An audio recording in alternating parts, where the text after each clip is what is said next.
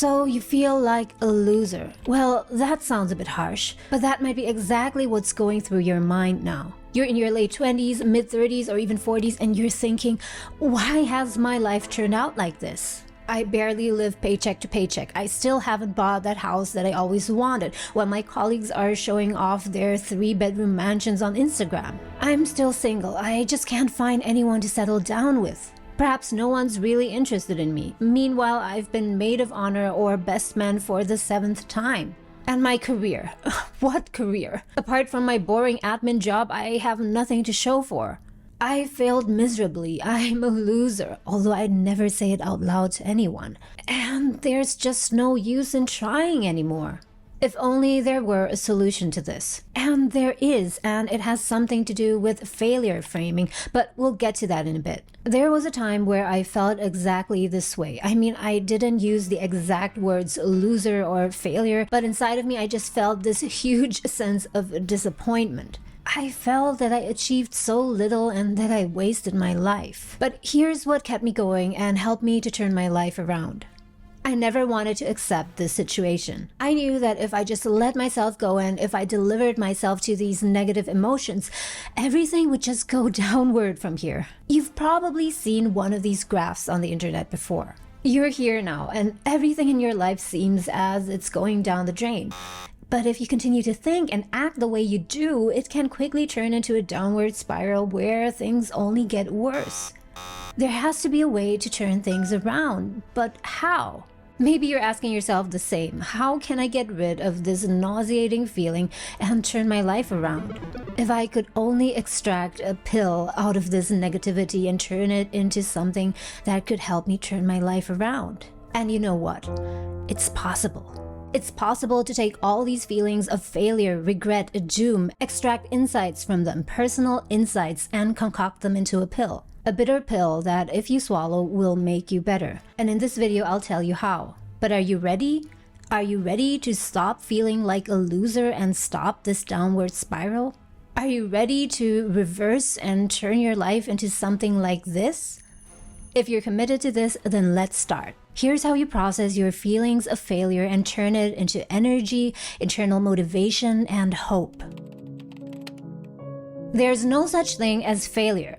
First of all, let's just debunk this because it's not true and it won't help you at all. Failure is real. If you started a business and then went bankrupt within the first 6 months, then you failed. But at what? Did you fail at life? Did you fail at being an entrepreneur in general? Or did you fail at that particular business, which was your first try ever? Let's just say you chose the wrong career. You went into consulting, but you know that you always wanted to be a real estate agent.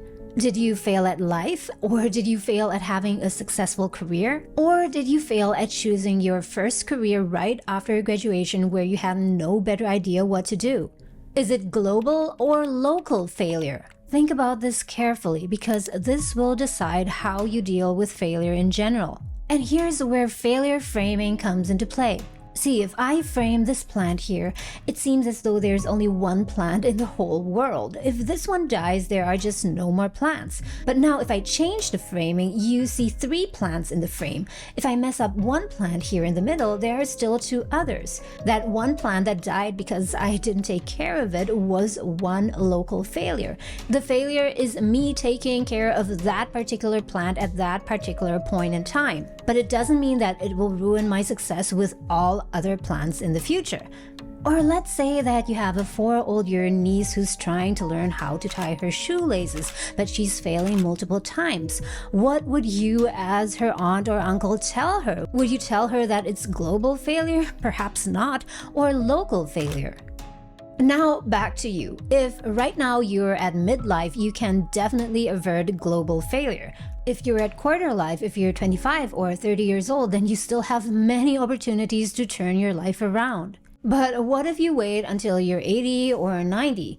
Then yes, global failure is a possibility. Now, try and take stock of those things that you regard as failures and be completely honest and fair with yourself. Are these global or local failures? My parents never taught me about finances. If they did, then I'd be financially successful much, much earlier. But no. If I let this train of thought continue, then it would take over my whole life and I'd lose complete ownership of it. Sure, where you are now has a lot to do with your upbringing, with the cards that you've been dealt early on in life, and so on. That explains your history. But explanations and excuses are two different things. And mixing these two things up will lead you to global failure.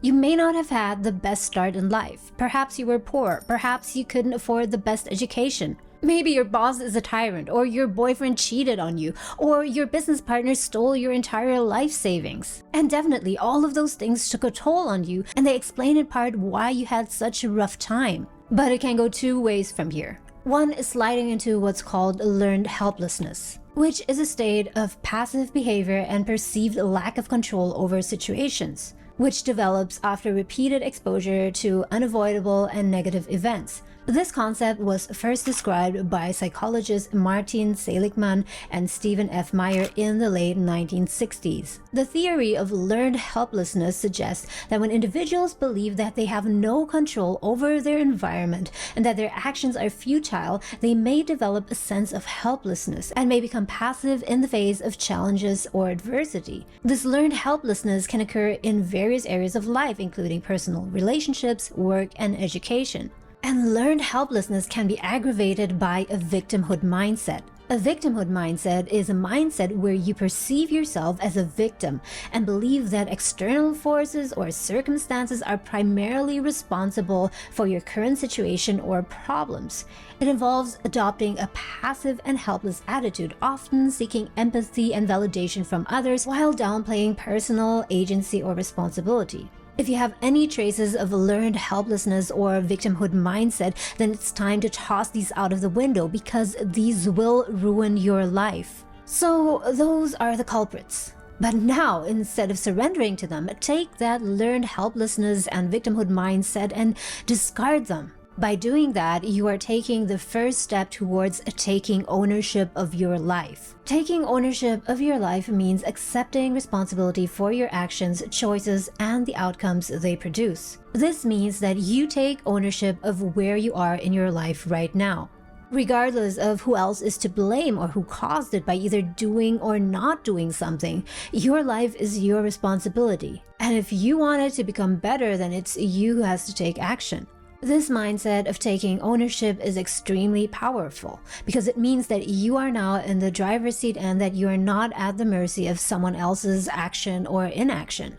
Now, with the right mindset in place, the next ingredient that you need to extract for your healing pill is your central problem. If your faucet is leaking, you either fix it or get someone else to help you fix it. You don't blow up your entire kitchen or house, hopefully. So if you've experienced a local failure, wouldn't you do the same? Troubleshooting requires you to find out what the actual problem is. Each of us has specific weaknesses, and that's normal. Very likely you either have one or two main weaknesses that have surfaced again and again throughout your life that has caused problems multiple times. And if you can identify that, then you have something concrete to work with. More concrete than just be positive or don't give up. One of my weaknesses used to be my lack of awareness of my emotional state. So when I was working in banking, I completely ignored what it was doing to my mind and body. I just kept on hustling until all of my frustrations and exhaustions culminated and turned into a full-blown burnout. Now that I know myself better, I take the time every few weeks or months to reflect and ask myself, what is it that I'm actually doing right now? Am I on the right path, or are there things that I need to change? I have much more awareness of the state of my mind and emotions now, and that has helped me to make better decisions. So what are your central problems? It could be, as is the case for many people, extreme procrastination. Or oftentimes falling prey to the sunk cost fallacy, where you continue your course of action even though it's no longer beneficial to you. Or having an extremely thin skin that makes you avoid any kind of social situation that might invite critique. Or just being too trusting and relying too much on other people. And many others. Let me know in the comments below what your central problem is and that might have led you to making some mistakes or experiencing failure. The good news now is that once you've identified that central problem that led to your failure or some of your failures, then you can fix it. And don't get me wrong here, you're not fixing you as a person, but you're fixing one problem that you have, and that's okay. And by fixing that central problem, you will be able to avoid making the same kind of mistakes that you made in the past. So there are your 3 ingredients for your bitter pill. Realizing that your failures are local failures, which means that there is plenty of room for success in the future. Abandoning that state of learned helplessness or victimhood mindset in favor of taking ownership, which lets you actively steer your decisions and actions. And fixing your central problem, which will help you prevent similar failures in the future. So there you've got your self-concocted healing pill. It takes some effort to extract it, but give it a try. You might still feel a bit like a failure at times, but this time it will be different. There will be an intense awareness that goes along with it. A sense of calm and confidence knowing that even though right now you're broke, single, and without any achievement, that can change pretty soon.